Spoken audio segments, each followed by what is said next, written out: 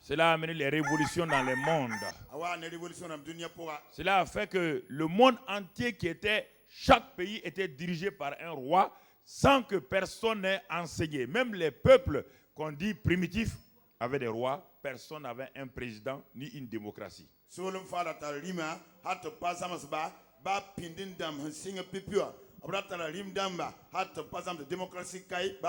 Si la royauté n'était pas réelle, pourquoi le monde à son commencement, sans que aucune école de démocratie ne soit là, aucune école n'ait enseigné? Qu'est-ce que cela? Comment se fait-il que les gens qui ne parlent même pas la même langue dans les différents continents ont tous accepté le règne, la royauté? Pourquoi? Réfléchissez un peu.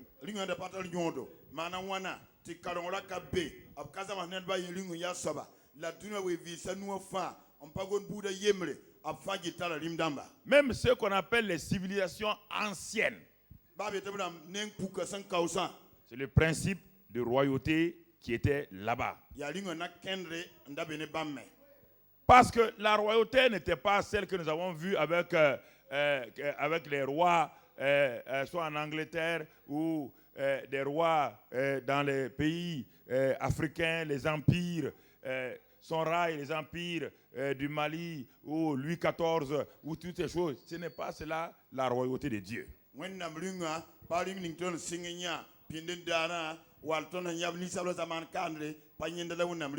Et cette déformation de la royauté a amené que les gens disent: nous ne voulons pas du règne.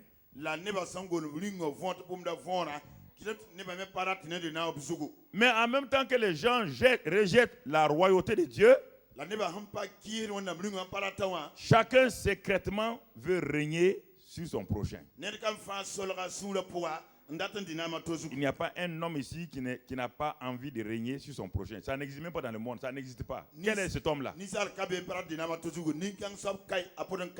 Malgré les démocraties les plus élaborées, chacun règne. Même les présidents les plus démocratiquement élus règnent. Le mot régner, c'est plus que vous le pensez. Vous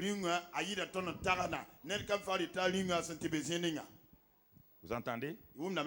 Chacun de vous ici veut régner. Mais vous pouvez maintenant régner de la mauvaise manière. Et c'est pourquoi, quand les révolutions ont commencé dans le monde entier, le mot domination est devenu un mot dangereux. La domination que Dieu a donnée à Adam n'a jamais été une domination sur l'homme. Lisez la Bible. C'est une domination sur la terre, les éléments de l'air du ciel, les éléments de la mer, mais jamais sur l'homme. Dieu n'a pas dit à Adam qu'il devait même régner sur sa femme Ève. C'est la chute.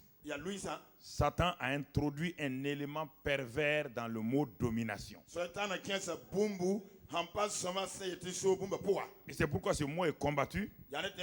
Pourtant aujourd'hui, la domination est partout. Les grandes entreprises internationales dominent sur les nations, exercent leur domination sur même des régimes des pays tout entiers.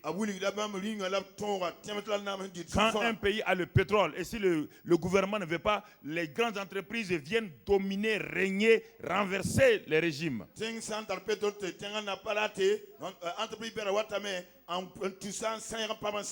Les grandes nations de ce monde-là règnent sur les petites nations, que vous le voulez ou pas. Elles imposent leurs règles aux nations. Le droit de veto à l'ONU est une manière de régner sur les gens. Cela veut dire simplement que vous êtes inférieur, vous n'avez pas le droit. C'est nous qui pouvons décider pour vous et nous plaçons notre veto. Même si votre peuple doit périr, nous plaçons notre veto. Alors ça c'est quoi? Malgré la démocratie là, les gens continuent à régner.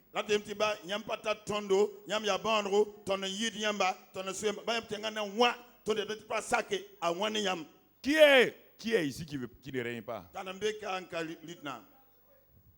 Cet homme là existe ici, cette femme là existe ici. Ne me racontez pas des histoires. Hein. Ne me dites pas que vous êtes démocrate. Vous êtes démocrate en quoi? Quel est le démocrate qui ne règne pas là? Montrez-moi un président démocrate qui ne règne pas. Qui ne domine pas. Pourquoi il ne marche pas comme tout le monde dans la rue? Jésus qui était le grand roi, il avait garde-corps. C'est ça le vrai règne.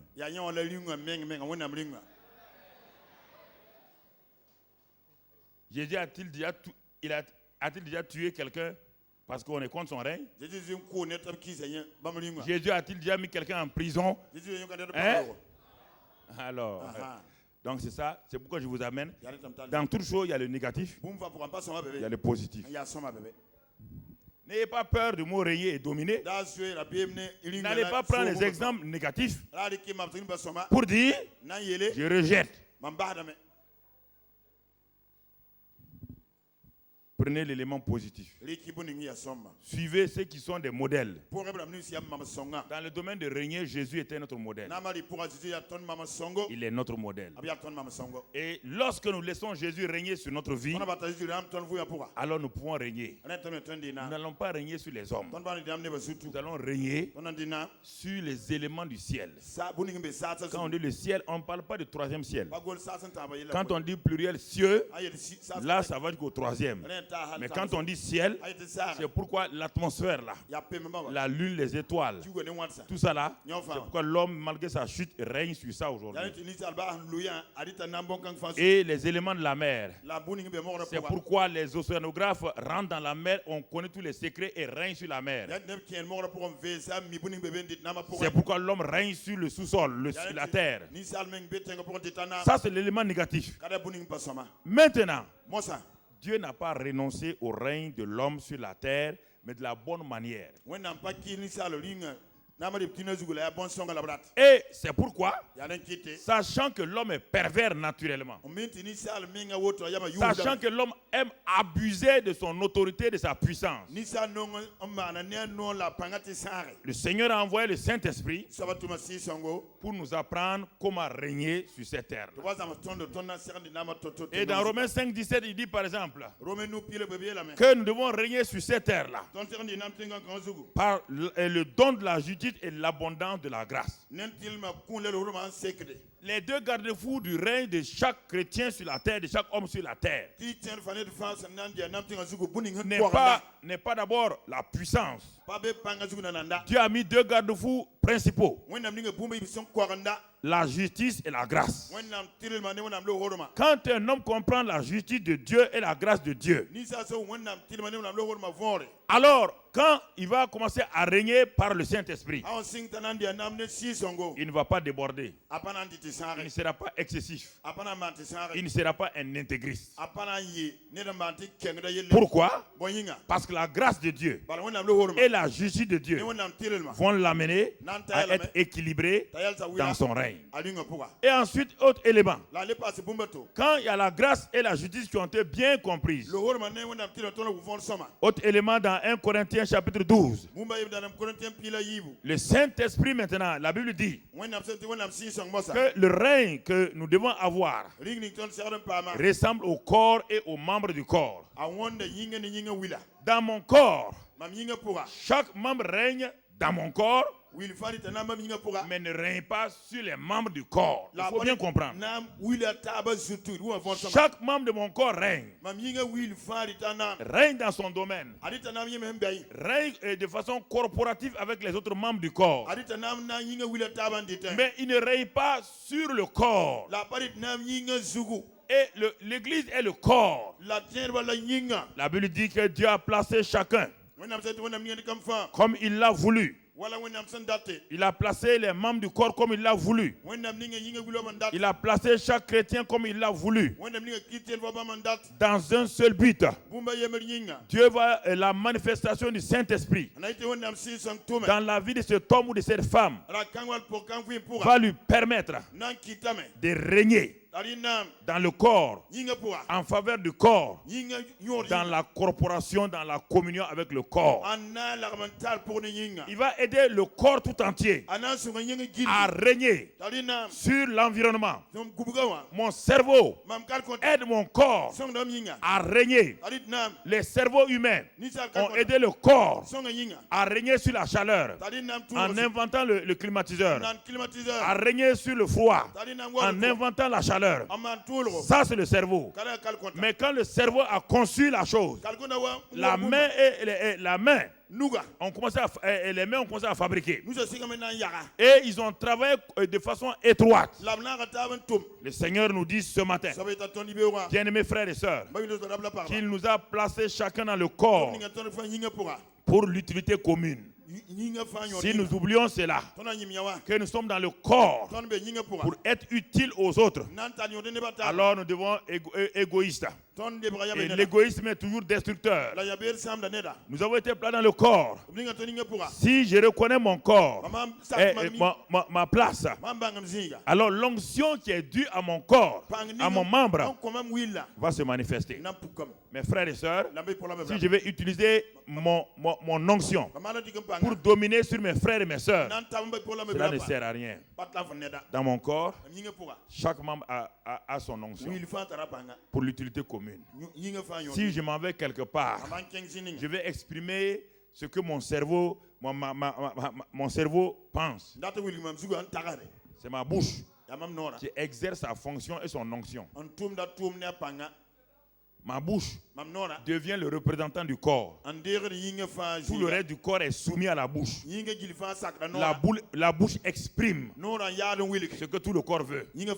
Si je veux marcher, ce sont mes pieds qui maintenant, avec leur fonction, les pieds ont été déterminés pour amener le corps d'un point à un autre. Et les pieds ont une puissance. Ils peuvent marcher 30 km, 100 km. Ça, c'est leur onction. Pour qui? Pour le bénéfice du corps. Si je veux faire quelque chose avec mes bras, ce sont mes bras qui prennent la relève, qui jouent le rôle de chef et qui, avec leur onction, me permettent de prendre les choses, me permettent de saisir les choses. Si je veux faire un examen, mon cerveau, ma main travaillent ensemble. Les deux ont une onction communautaire. Mon cerveau fonctionne. Mais si je n'ai pas de main, bien que j'ai un bon cerveau, je ne pourrai pas écrire mon examen. Donc mon cerveau et ma main collaborent ensemble, chacun dans son onction, pour me permettre de réussir mon examen. Si nous comprenons ça en tant que chrétiens, nous allons avancer. Si le cerveau dit, c'est moi qui réfléchis, c'est moi qui raisonne, je n'ai pas besoin des mains, le cerveau ne pourra jamais manifester tout ce qui est là-dedans. Alors c'est pourquoi ce matin, pour conclure notre séminaire, je vais vous parler de ça sérieusement. Ça c'est important. Le chemin du règne passe par la croissance de l'onction de la foi dans notre vie. Le chemin du règne passe par le Saint-Esprit qui donne l'onction et la parole qui donne la foi. Et à ce moment-là, si je comprends cela, je vais progresser et cela sera facile pour moi. Mon frère et ma soeur, si nous comprenons ces vérités-là, c'est plus facile pour nous. Dans 1 Jean 2, verset 20, par exemple, nous allons voir, puisque nous voulons régner, puisque nous voulons progresser. Dans 1 Jean 2, verset 20, la Bible nous dit ceci. La Bible nous parle et nous éclaire. Et qu'est-ce que la Bible nous dit? 1 Jean 2, verset 20. Pour vous, vous avez reçu l'onction de la part de celui qui est saint et vous avez tous de la connaissance. Vous avez reçu l'onction de la part de celui qui est saint. Et à cause de cette onction-là, vous avez tous la connaissance. En réalité, le mot onction ici, le mot esprit sont identifiés. Et au verset 27, pour vous, l'onction ou le Saint-Esprit que vous avez reçu de lui demeure en vous. Et comme cet esprit demeure en vous, vous n'avez pas besoin qu'on vous enseigne. Ça ne veut pas dire que vous n'avez pas besoin d'un pasteur ou d'un évangéliste. Non. Quand vous êtes dans votre chambre, dans votre maison, vous allez dépendre de l'onction qui est en vous. Mais comme son onction vous enseigne toutes choses et qu'elle est véritable et qu'elle n'est point un mensonge, demeurez en lui selon les enseignements qu'elle vous a donnés. Alors, bien-aimés frères et sœurs, hier nous avons parlé de cela. Ce qui a fait fonctionner Jésus-Christ dans le succès. Jésus-Christ était le Fils, conçu par le Saint-Esprit. Mais avant d'affecter la vie des autres, avant d'être utile aux autres, il a fallu que Jésus soit équipé, soit rempli et revêtu de la puissance du Saint-Esprit. Jésus-Christ a grandi donc par étapes. Dans son enfance, il est dit que l'enfant croissait en sagesse et en statut devant Dieu et devant les hommes. Cette croissance ne s'est pas arrêtée. Elle a continué à grandir jusqu'au jour où le Saint-Esprit est venu sur lui pour être utile maintenant aux autres. Le Saint-Esprit est dans votre vie. Il va vous amener dans un lieu secret. Il va vous amener dans un lieu caché. Il va travailler votre vie afin que le jour que vous allez paraître publiquement, les gens voient que vous avez été moulé dans la présence de Dieu. Beaucoup de gens ne sont pas moulés et ils apparaissent sur la scène. Et le diable les éteint rapidement parce qu'ils n'ont jamais connu le processus de la croissance.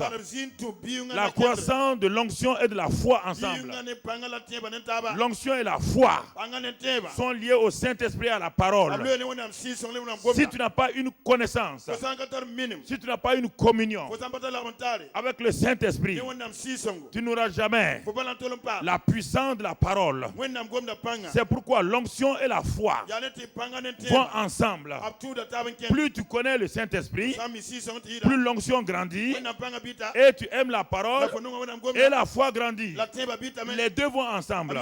Une onction qui ne grandit pas parallèlement avec la foi sera un homme avec une grosse tête et avec des pieds très très faibles. Il ne peut pas opérer. Il devient comme cet oiseau, j'ai oublié son nom, cet oiseau qui est trop lourd pour voler. Oui, il ne peut pas voler. Pourquoi? Parce qu'il est déséquilibré. C'est pourquoi, frères et sœurs, le jeune Jésus croissait en sagesse, croissait dans la crainte de Dieu, devant Dieu et devant les hommes, jusqu'au jour où devant Jean-Baptiste, le ciel s'est ouvert, le Saint-Esprit est descendu et Jésus a quitté. Il a commencé à impacter les gens, il a commencé à toucher les gens, il a commencé à transformer les gens. Ce matin, frère, on va prendre l'exemple de David maintenant pour voir le chemin du règne par l'onction et la foi. Le chemin du règne par le Saint-Esprit et la parole. Très important, frère. S'il n'y a pas ça, nous allons être arrêtés quelque part. Alors la Bible dit dans le psaume 89, lisons là-bas, David a écrit sur lui-même et qu'est-ce qu'il dit? Psaume 89, c'est écrit par les Acrites. Il est dit là-bas, au verset 20. Alors Dieu, tu parlas dans une vision à ton bien-aimé. Et tu dis, j'ai prêté mon secours à un héros. J'ai élevé du milieu du peuple un jeune homme. J'ai trouvé David mon serviteur et je l'ai oint de mon huile sainte. J'ai trouvé David, mon serviteur. Je l'ai oint de mon huile sainte. Et maintenant, à cause de cela, ma main le soutiendra et mon bras le fortifiera. L'ennemi ne le surprendra pas et le méchant ne l'opprimera point. Mais d'abord, il a trouvé David. Mais il a trouvé David comment? Un homme selon le cœur de Dieu. Un homme selon le cœur de Dieu, ça veut dire quoi? C'est un homme qui est faible, imparfait, mais dont le cœur est toujours à la disposition de Dieu. C'est cela, un homme selon le cœur de Dieu. Un homme selon le cœur de Dieu n'est pas un homme parfait. Non. Parce que l'homme est faible. L'homme est une créature faible. Une créature imparfaite par lui-même. Mais dans chaque homme peut décider d'avoir un cœur pour Dieu. Ça, c'est une décision personnelle. Ça, c'est une décision personnelle. Frères et sœurs, c'est une décision personnelle. Et ça, il y a des étapes. Je peux être appelé être pasteur, mais je ne suis pas un homme selon le cœur de Dieu. David était un homme selon le cœur de Dieu. Il a livré son cœur à Dieu. Il a vidé son cœur. Au fur et à mesure que Dieu pointait son doigt sur un élément qui ne va pas. Si Dieu dit à David, tu dois pardonner ici, tu ne dois plus faire ça. David disait oui. Il obéissait. Mais la plupart des chrétiens, Dieu a tellement pointé son doigt qu'il arrête de le faire. Parce qu'ils ne sont pas prêts à livrer leur cœur à Dieu. Ils veulent les bénédictions de Dieu. Ils veulent la puissance de Dieu. Mais ce ne sont pas des hommes selon le cœur de Dieu. Ce sont des hommes qui veulent la bénédiction. Ce sont des hommes qui veulent la richesse. Ce sont des gens qui veulent des choses. Mais quand Dieu pointe son doigt sur leur cœur, Dieu dit que ce cœur ici, cet aspect du cœur ne me plaît pas. Cet aspect du cœur doit être corrigé. L'homme refuse. Et il tourne, il cherche des arguments. Il cherche à se justifier. Il cherche à condamner. Quelle est la différence entre Saül et David? David a plus le péché que Saül. Mais Saül était un homme. Chaque fois que Dieu le pointait des doigts, il refusait toujours. Il trouvait que son échec venait des autres. Il trouvait que son échec venait du peuple qui ne comprend rien. Il trouvait que son échec venait des Amalécites, venait de telle chose. À la fin, un jour, Dieu s'est arrêté. Dieu a dit au prophète Samuel, écoutez-moi. Ne laissez pas Dieu un jour être triste et puis il va vous abandonner, frères et sœurs. Je vous dis ça sérieusement. Dieu a dit carrément à Samuel, je regrette. Dieu qui connaît la fin de quelqu'un avant son commencement, Dieu savait que Saül allait faire des bêtises. Mais il ne savait pas que quand même, il ne croyait pas que Saül allait aller à ce point. À la fin, c'est le seul homme. Dieu a dit, il y a des gens qui ont péché terriblement contre Dieu. Mais le cœur de Saül était un cœur pervers. Un cœur pervers. Un cœur tortueux. Un cœur malhonnête. Un cœur hypocrite. Qui dit tout le temps oui et qui ne fait jamais ce que Dieu dit. Qui dit tout le temps oui, Seigneur, c'est vrai, mais qui ne fait jamais ce que Dieu lui dit. Mais David, chaque faute où Dieu pointait les doigts, David se repentait. Et David changeait littéralement. Et il savait, son désir était de plaire à Dieu. C'est pourquoi David et son fils Salomon ont été les hommes les plus riches de la terre. Ils n'ont pas demandé la richesse. Ils n'ont pas demandé cela. C'est qu'ils ont demandé. Dieu savait qu'il pouvait remettre l'argent, la richesse entre les mains de David. Il avait confiance. Dieu pourrait dire aveuglement, Dieu a enrichi David. Il savait que s'il disait à David demain, donne-moi l'argent là, David va le donner sans se rébeller. La plupart d'entre nous, si Dieu enlève une petite chose, on ne vient plus à l'église. On classe notre Bible. Parce que notre cœur n'est pas clair avec Dieu. Notre cœur n'est pas clair avec Dieu. Nous sommes à la recherche des bénédictions. Il suffit que Dieu enlève sa main, c'est problème. C'est pourquoi Dieu a envie de te confier des choses. Mais quand il te regarde, il dit, vaut mieux ne pas le confier, ça va le détruire. C'est pourquoi c'est son cœur. Écoute-moi, va lire dans Proverbe 4, verset 21. Lis Proverbe 4, verset 21. 20 et 21, mais lis cela. Tu vas voir que ça c'est important. C'est pourquoi je m'appesantis sur David. Parce qu'il avait le caractère de Christ. Christ il dit non, pas ma volonté, mais ta volonté. Il n'a pas regardé son intérêt. Il n'a pas regardé son intérêt. Lis cela, il dit le cœur de l'homme est quoi? Mon fils, oui. Sois attentif à mes paroles. Continue. Prête l'oreille à mes discours. Oui. Qui ne s'éloignent pas de tes yeux. C'est ça. Garde-les dans le fond de ton cœur. Car c'est la vie pour ceux qui les trouvent. C'est la santé pour tout leur corps. Mais ce n'est pas fini. Qu'est-ce qu'il a dit?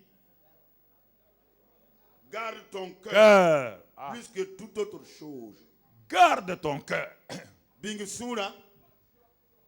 Il n'a pas de garde tes biens. Dieu veille sur tes biens. Il n'a pas de garde sur ta réputation. Dieu va garder ta réputation. Dieu dit, ton cœur là, c'est toi qui en es le gardien. Parce que l'homme est le seul être avec une décision, une volonté. Aucun autre être n'a ça. C'est ça l'une des images de Dieu dans l'homme. Parce que Dieu lui-même se conseille selon sa propre volonté. Dieu est son propre conseiller. Cela veut dire que Dieu aussi a un cœur. Je ne sais pas quelle forme de cœur il a. Et chaque fois qu'il veut faire quelque chose, il regarde son propre cœur. Et il voit s'il n'y a rien qui puisse aller contre l'intérêt des autres. Et Dieu dit, c'est ça l'homme selon le cœur de Dieu. Ce n'est pas l'homme qui ne se trompe pas. Ce n'est pas l'homme qui ne commet pas de péché. C'est l'homme qui s'assoit, qui dit ce que je vais faire là. Quelle est la motivation réelle? Il ne s'amuse pas avec lui-même. Il rentre en lui-même. Il peut aller mentir à quelqu'un. Il dit, il peut donner 1 million à quelqu'un, mais sa motivation est mauvaise. Il peut dire à la personne, je te bénis avec 1 million. Je te donne 1 million parce que je t'aime. Mais il sait bien que ce n'est pas vrai, il ne l'aime pas. Parce que demain, il sait que cet homme-là peut être utile pour lui. Ça, c'est pas un homme selon le cœur. C'est un homme selon son intérêt. Il y a beaucoup de chrétiens qui vivent selon leur intérêt. Pas selon l'intérêt du royaume. Pas selon le désir de Dieu. Leur désir toujours. Ils se disent, je vais manipuler Dieu. Devant Dieu va me bénir. Et ils ne savent pas que Dieu lit déjà dans leur cœur. Il n'y a rien de plus terrible que quand un homme s'assoit, il s'assoit et il se trompe lui-même. Il sait qu'il se trompe. C'est ça qui a tué Ananias et Saphira. Ce n'est pas le fait qu'ils n'ont pas donné l'argent. Non. Ananias et Saphira avaient le Saint-Esprit. Ananias et Saphira savaient que Dieu est au courant de toutes choses. Mais malgré tout cela, ils sont allés s'asseoir. Ils ont dit que c'est une affaire de Pierre. Et quand ils ont fait cela, ils ont eux-mêmes décrété leur propre mort. Ils ont décrété leur propre mort. Alors c'est pourquoi j'insiste sur ton cœur. Le secret, c'est ton cœur. Quel est ton cœur, frère? Quel est ton cœur, sœur? Rien ne compte. L'onction, la foi vont fonctionner dans un cœur qui appartient à Dieu. L'onction et la foi vont grandir dans un cœur entier à Dieu. Mais ce cœur entier à Dieu, ce n'est pas automatique. Mais c'est chaque exercice. C'est pourquoi Dieu envoie les gens dans le désert parfois pour examiner leur cœur. Lis Osée. Je crois Osée 2 ou Osée 4. Lis ce passage et on va voir maintenant où Dieu nous amène pour voir notre cœur.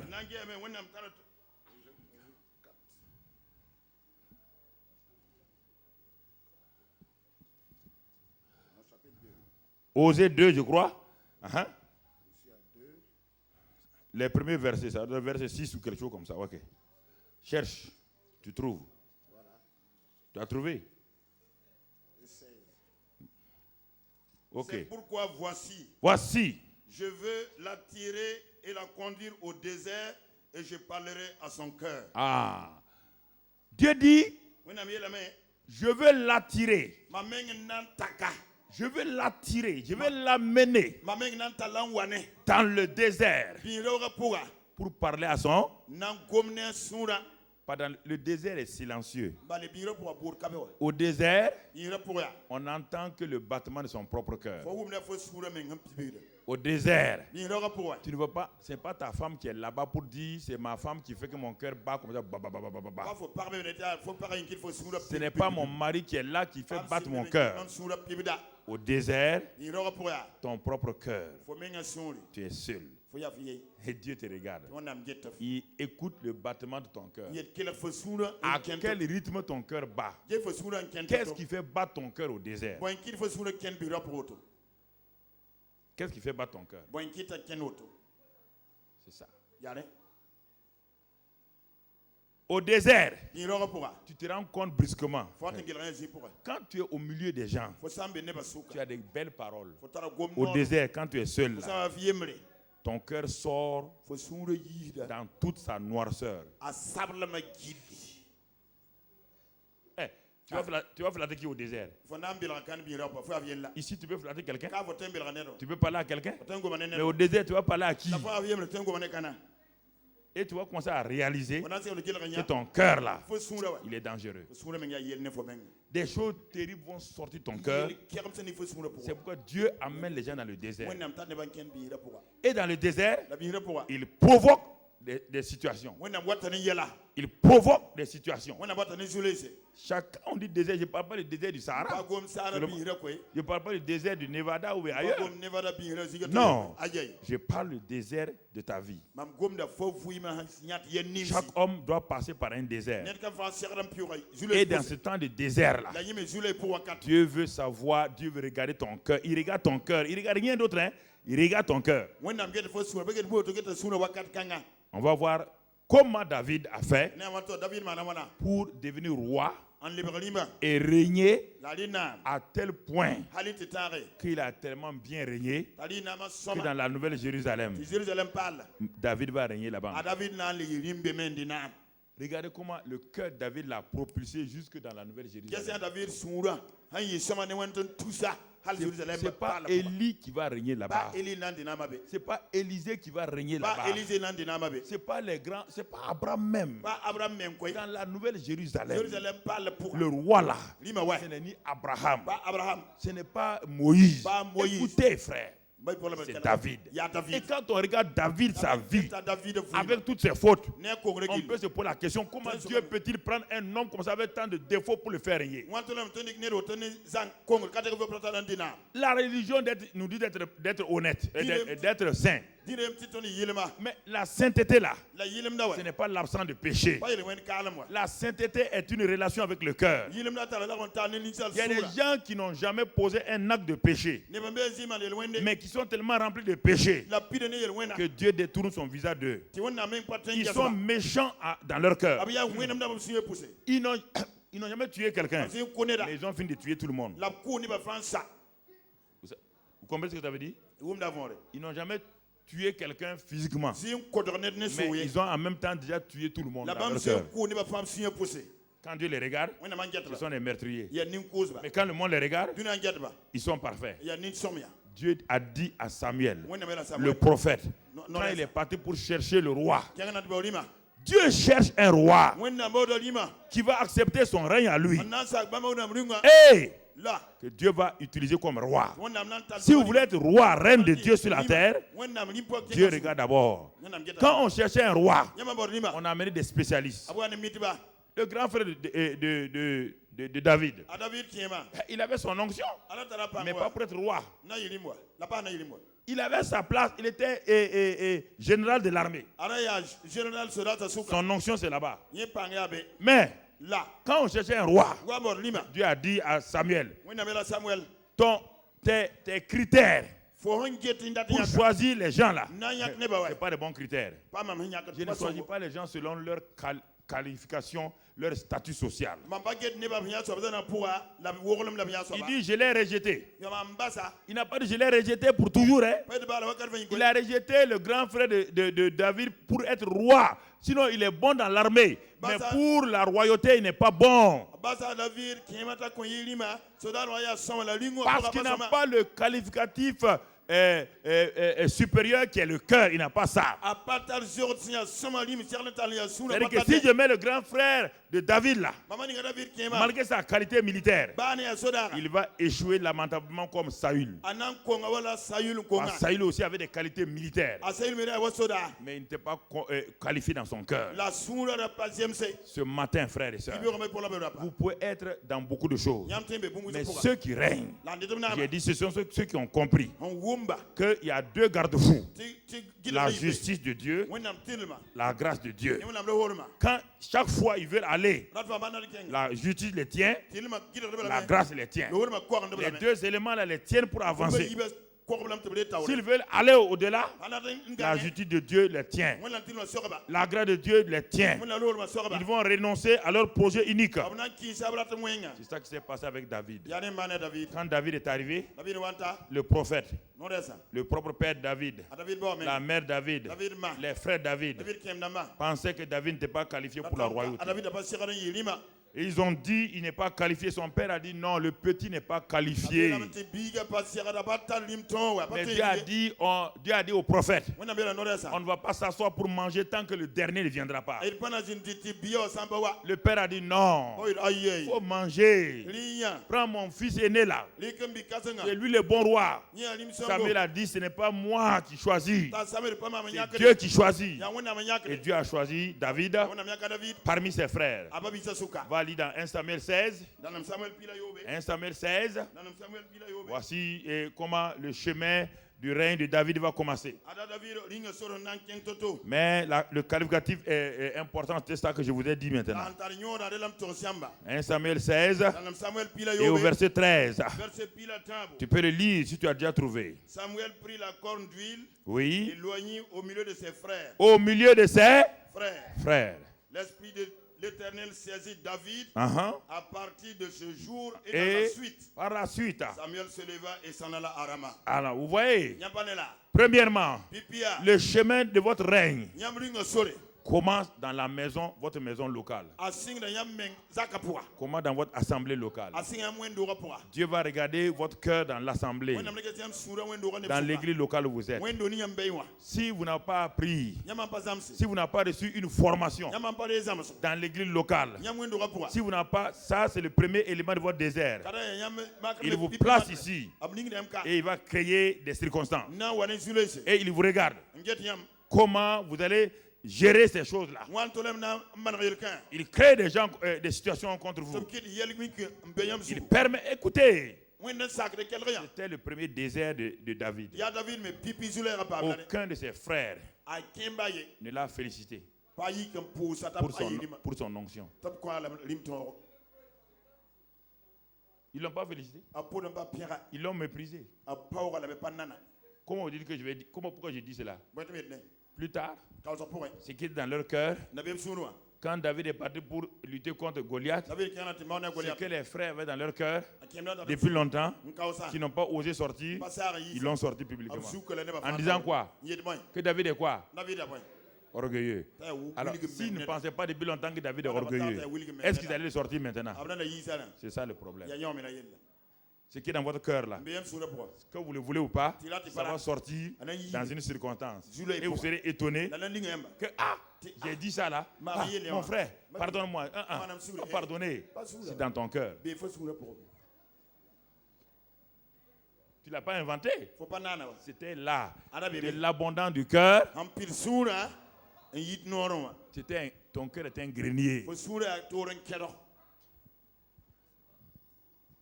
Si ton grenier est vide, tu ne peux rien enlever de là-bas. Ça c'est important, frère. Donc David a été loin parmi ses frères pour être roi, pas pour être chef de l'armée. C'est pourquoi on ne l'a pas envoyé à l'armée. Ceux qui étaient loin pour l'armée, ils étaient au front. Mais David était où? Un roi dans sa propre maison. Il va d'abord avoir, Dieu va lui demander la fidélité et l'humilité dans sa propre maison. Si tu n'as pas appris à être humble et fidèle parmi tes frères et tes sœurs, tu ne seras pas fidèle au dehors. La fidélité et l'humilité, c'est des éléments qui s'apprennent ici dans le milieu. Comment David a été fidèle et humble? Premièrement, après son onction, il est parti faire quoi? Garder les moutons de son. C'était le roi, non?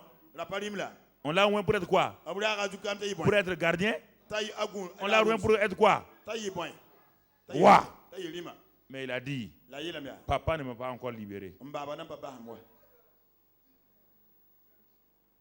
Même si j'ai l'onction comment? Papa ne m'ayant pas libéré, je ne pars pas. Il y a des gens, dès qu'ils ont reçu une petite onction seulement, ils sont partis. Pasteur, Dieu m'a dit d'aller ouvrir l'Association internationale des onctions de Dieu.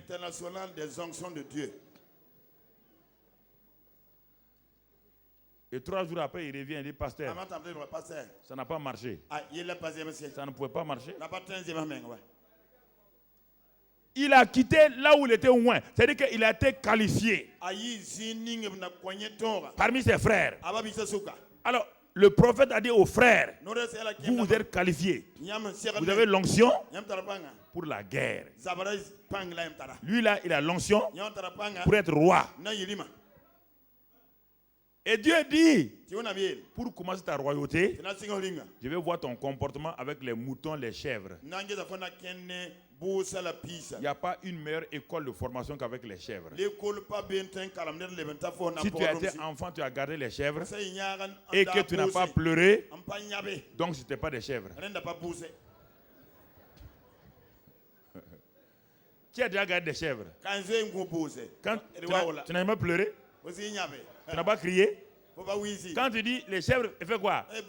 Elle va ici. Quand tu vas vers là, l'autre est parti là. C'est les animaux les plus terribles, les chèvres. Tu veux régner? Dieu t'envoie chez les chèvres. Dieu dit va régner sur les chèvres d'abord. Les chèvres de papa. Où? Loin dans la brousse. Va développer ton onction dans la brousse. Ce n'est pas une affaire publique. Ce n'est pas la publicité. Va dans la brousse avec les chèvres. Et je vais voir là-bas si tu es bon. Il est parti là-bas. Deuxième élément que David avait, c'est que il va développer, l'onction va développer le courage. Là où il y a l'onction, il y aura le courage. David va être courageux et protéger donc le troupeau de son père. Le lion et l'ours sont arrivés dans votre lieu d'entraînement. Le lion qui rôde, qui cherche à détruire va venir. Il va vouloir détruire ce qu'on vous a confié. Allez-vous fuir, laisser le troupeau? Jésus dit que ceux qui fuient, laisser le troupeau, on les appelle quoi? Des mercenaires. Le mercenaire ne s'inquiète pas du troupeau. Parce qu'il cherche seulement son intérêt. Mais il ne s'intéresse pas au troupeau. Ça, c'est très important. Mais David, l'onction étant sur lui, il sait que Dieu l'a équipé. Si David veut apprendre un jour à être un roi et protéger son peuple, il devait être courageux où? Devant les lions, devant l'ours, en secret. Les ours et les lions vont venir contre vous dans votre cheminement, dans votre règne. J'ai dit que tout le monde ne règne pas de la même manière dans le royaume de Dieu. Dieu va donner à ce frère-là une onction pour impacter la vie des gens dans l'enseignement. Quand lui, il prend l'enseignement, tout le monde s'assoit et l'écoute parce qu'il est roi dans ce domaine-là. À un autre, Dieu va donner la prophétie. À un autre, Dieu va donner la guérison. À un autre, c'est ce qui est écrit dans 1 Corinthiens 12, oui ou non? À un autre, vous entendez? Chacun doit régner dans son domaine avec son onction. Il va donner la libéralité. Et Dieu va mettre dans la maison de cet homme, dans la main de cet homme-là, de l'argent ou ces femmes de l'argent. Et il regarde son cœur. Comprenez? À un autre, il sait que cet homme, son cœur, même s'il a envie d'utiliser cet argent pour sa propre gloire, il sait que cet homme-là, le Saint-Esprit va le convaincre qu'il n'a pas le droit de le faire. Il sait que l'argent là, ce n'est pas pour lui. Dieu lui a donné pour un but. Celui-ci aussi sait que le don qu'il a là, ce n'est pas pour lui. C'est pour l'utilité commune. Mais pourquoi beaucoup de gens cherchent la promotion pour eux-mêmes? Et quand ils ont la promotion, ils oublient le royaume de Dieu. C'est ce qui fait qu'il y a plein de chrétiens qui sont des bénis, des simples bénis. Des simples bénis, mais ils n'impactent personne. Ils retiennent tout sur eux-mêmes. Tout ce que tu retiens, pourri. Dieu a dit, prenez de la manne chaque jour. Les gens ont dit, on va garder la manne. Quand ils s'est levé le matin, qu'est-ce qu'ils ont trouvé? Ils ont trouvé quoi? Des vers. Beaucoup de dons sont pourris parce que vous voulez garder pour vous-même. L'onction dans le royaume, c'est pour l'utilité commune. C'est pour aider les autres. C'est pour être utile aux autres. Beth-Salel a une onction d'invention. Il n'y a pas un homme qui avait une sagesse pour les inventions comme Beth-Salel.